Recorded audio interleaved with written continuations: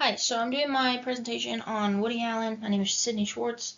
So my introduction is Woody Allen, born as Alan Stewart Königsberg. He's an American filmmaker and actor. He's 89 years old. He has been in the film industry since 1956 and has created many films such as Manhattan, Ants, and Annie Hall. So he has 24 Oscar nominations, 16 are writing, 3 of those 16 he won the Oscar.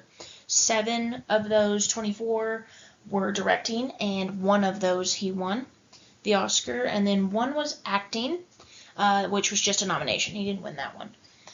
So, continuing with the acting, he acts in many different movies and TV shows, really just cameos, nothing big.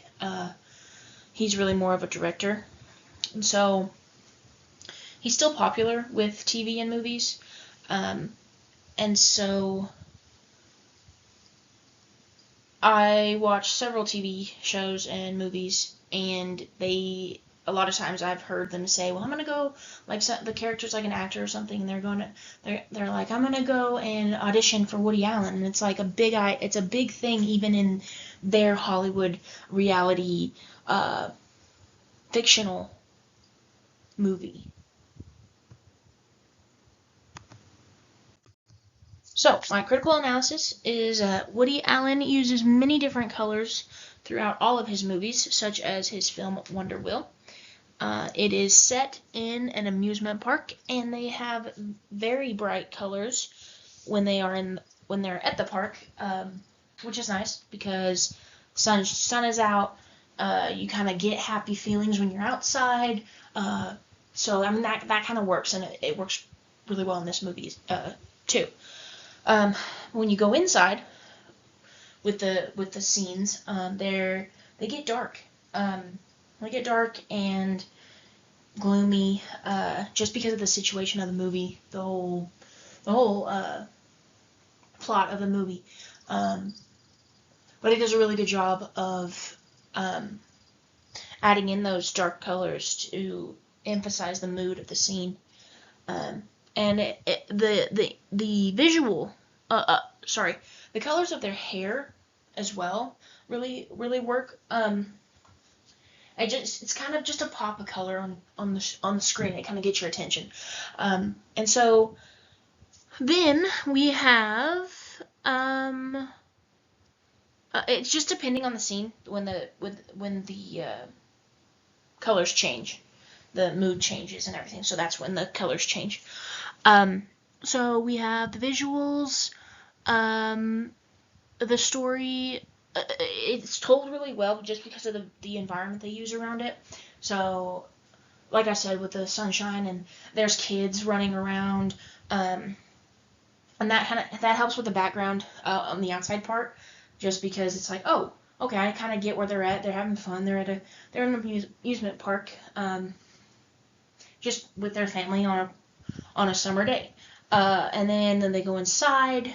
It's, like I said, dark, but the things in their house kind of depict sadness and problems within that group of people. So that's really cool that the colors do that and they portray that really well. Yeah,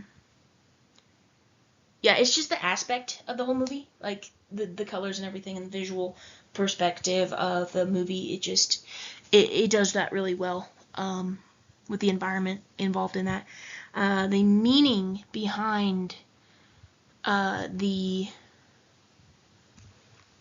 story is to have a brighter look on things. So when something's not going right, when something like a crazy situation, I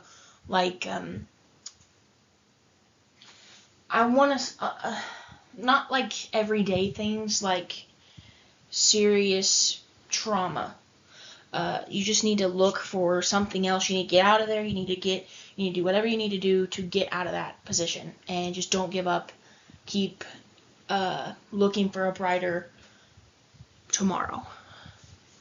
And it's really a movie that you can sympathize with and empathize with, even if you haven't been in a situation such as this movie.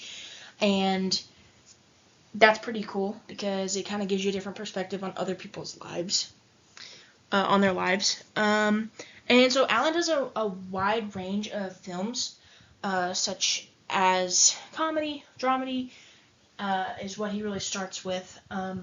Those are his main ones. He does other ones too, but those are his main ones, and he's good at all of them. And that's something really interesting about him, is that he's done so many different genres. So on the top left is Wonder Wheel, very bright colors with the blue, very good movie. To the right of that is Woody Allen, and then to the bottom left is Manhattan, and then the bottom right is Annie Hall. So my riff: Alan has not made a horror film yet, so I think he should do one with comedy, like a comedy horror film. Vampires, werewolves, and zombies.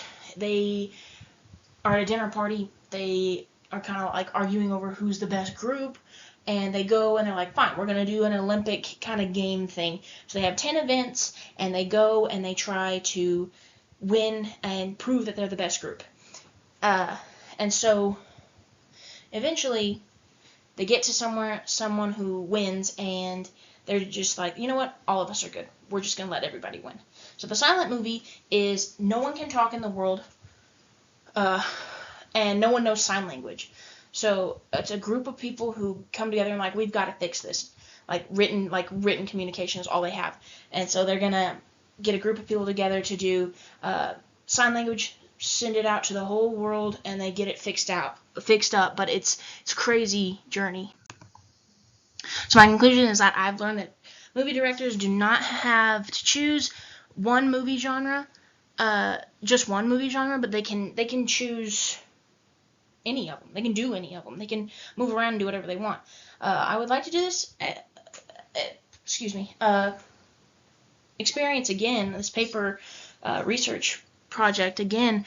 I think it was really eye-opening, and it's allowed me to understand the film industry more, and got to see what directors get as far as awards go, which was pretty cool. They get a lot of awards for stuff I didn't even know that they could get. I enjoyed this assignment, and I think it helps people realize that the scenes with what goes behind. There's a lot that goes behind the scenes with the directors. This also helps me get research skills for my future assignments and my career objectives.